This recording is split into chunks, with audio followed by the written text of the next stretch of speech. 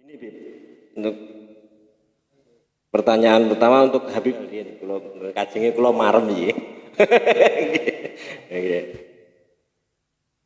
Gini Bib, kalau kita tidak kenal maka tidak akan sayang, dan tak sayang maka tidak akan cinta ya Bib ya.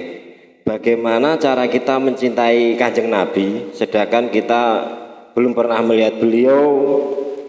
Sedangkan saya pernah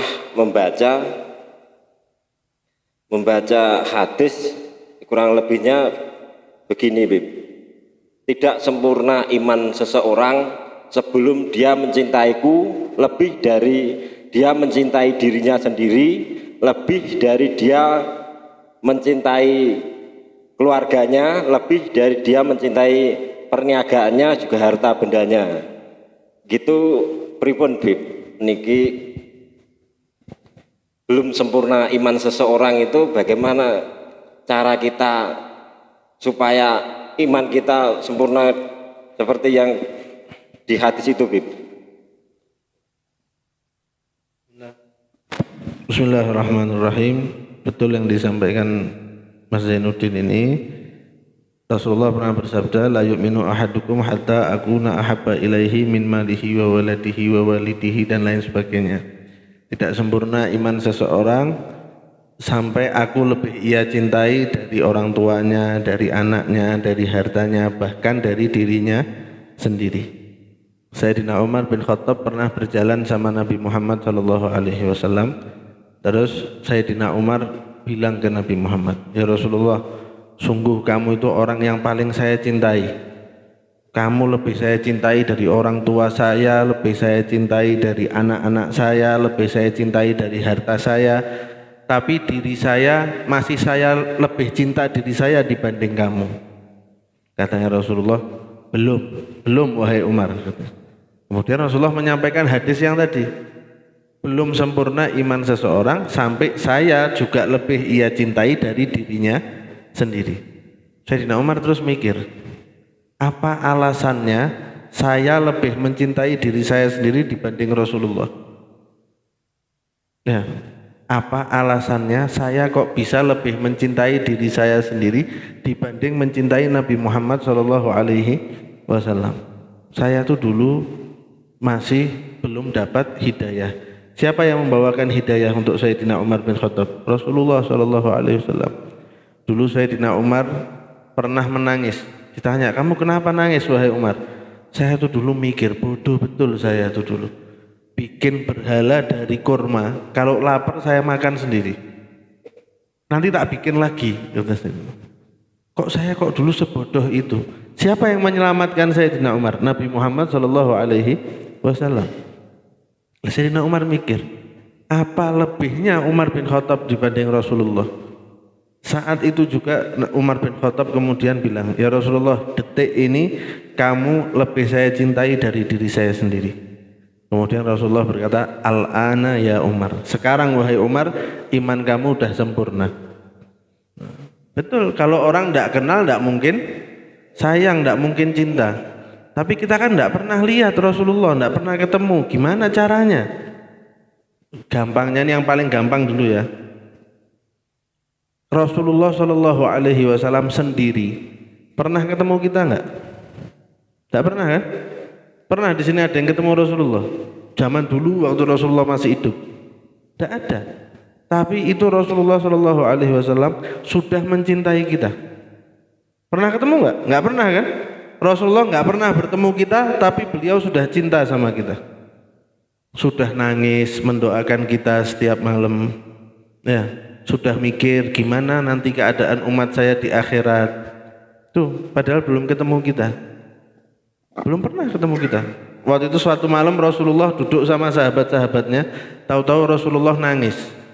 Ditanya, ya Rasulullah, kamu kok nangis kenapa?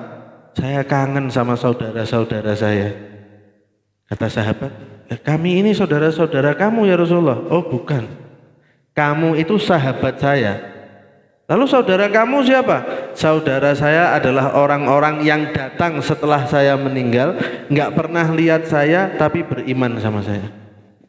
Jadi kita ini sudah dikangeni sama Nabi Muhammad SAW. Sudah dipikirkan gimana caranya kita yang datang sekarang ini, yang hidup di zaman ini, gimana caranya supaya hidupnya senang, hidupnya bahagia.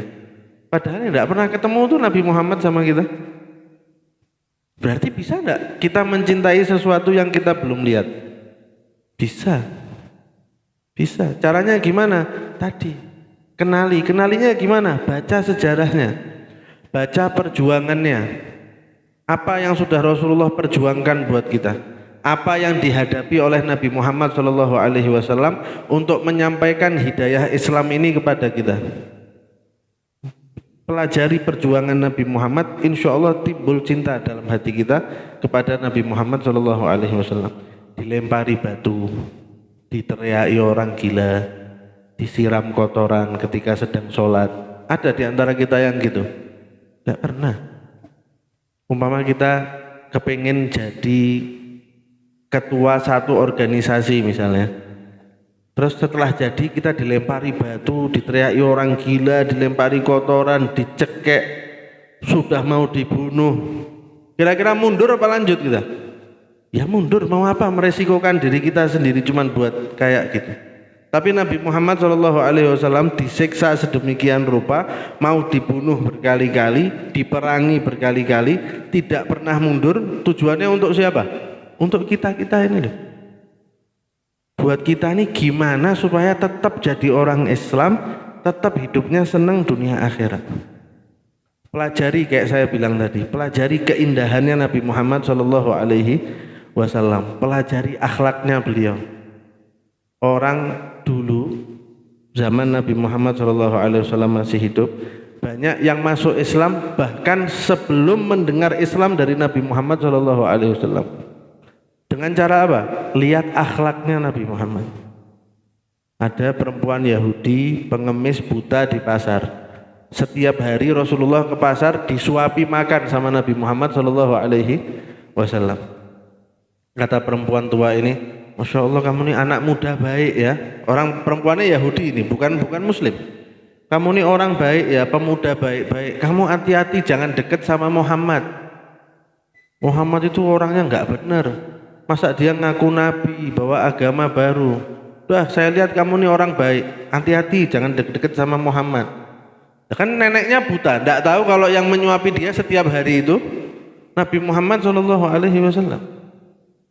Diantarkan ke rumahnya, dipenuhi kebutuhannya, baru kemudian tanya, loh kamu ini siapa sih kok baik banget? Saya Muhammad yang tadi kamu hina-hina itu loh. Kaget dia. Karena itu dia masuk Islam akhirnya. Belum dengar loh Islam itu apa, caranya berislam itu gimana. Tidak dengar dari Nabi Muhammad SAW, tapi dengan akhlaknya masuk dalam agama Islam. Lah kita pelajari akhlaknya Nabi Muhammad itu. Keindahan fisiknya, keindahan akhlaknya, keindahan itu tadi nantinya akan menggerakkan hati kita untuk cinta sama Nabi Muhammad SAW. Kita sering mengamalkan sunnah-sunnahnya, kita sadari betul ketika kita melakukan sesuatu ini pernah dilakukan Nabi Muhammad SAW. Bisa nanti kita lama-lama jatuh cinta dengan Nabi Muhammad SAW. Kalau sudah cinta timbul rindu, kalau sudah rindu ketemu nanti, ketemu insya Allah. Kata Rasulullah SAW, siapa yang melihat saya dalam mimpi maka dia benar-benar telah melihatku, karena setan tidak bisa menyerupakan diri menjadi aku. Itu kata Nabi Muhammad. Lah gimana saya mau mimpi Rasulullah biar ketemu? Cinta, rindu. Pernah ada satu murid datang ke gurunya, saya nih kepingin banget mimpi bertemu Nabi Muhammad SAW. Gimana caranya Ustadz? Ya sudah nanti malam, kata gurunya, kamu makan malam di rumah saya. Datang. Wah, dipikirnya ini mau makan malam terus mau dikasih doa-doa gimana caranya mimpi Rasulullah kan. Setelah dia sampai di rumah gurunya, dilihat makan malamnya ikan asin. Tidak ada menu lain. Ikan asin semua. Ini habiskan. Kamu mau mimpi Rasulullah kan? Mau. Nih ikan asin nih semua habiskan. Dimakan sampai habis. Orang kalau makan ikan asin ujung-ujungnya haus. Ustaz, saya haus nih habis makan ikan asin mau minta minum. Tidak ada minum. Tidur kamu sekarang. Ini haus habis makan ikan. Tidak. Kamu sekarang tugasnya masuk kamar tidur. Mau mimpi Rasulullah kan? Mau. Ya sudah masuk kamar tidur sih. Masuk kamar gelebak-gelebek di atas tempat tidur. Tidak bisa tidur orang haus kok. Sudah capek gulang-guling di atas tempat tidur akhirnya tidur sih. Mimpi disiram air. Mimpi disiram air seember. Pas bangun pagi gurunya tanya, gimana kamu berhasil mimpi Nabi Muhammad gak tadi malam? Apanya kok Ustaz kok suruh mimpi Nabi Muhammad? Saya tadi malam tuh ngimpi disiram air. Kata gurunya, kamu tahu enggak kenapa kamu mimpi disiram air? Karena kamu tidur dalam keadaan haus. Hal yang paling kamu inginkan adalah air. Ketemu kamu sama air. Coba kalau kerinduan kamu kepada Nabi Muhammad seperti keinginan kamu terhadap air tadi, jumpa kamu dengan Nabi Muhammad SAW. Ya, baca sejarahnya, kenali akhlaknya, kenali perjuangan beliau untuk kita, rasakan bahwa beliau sudah mencintai kita bahkan sebelum bertemu dengan kita. Itu tandanya kita juga bisa cinta dengan beliau bahkan kalaupun kita belum berjumpa dengan Nabi Muhammad SAW. Wallahu a'lam. Alhamdulillah.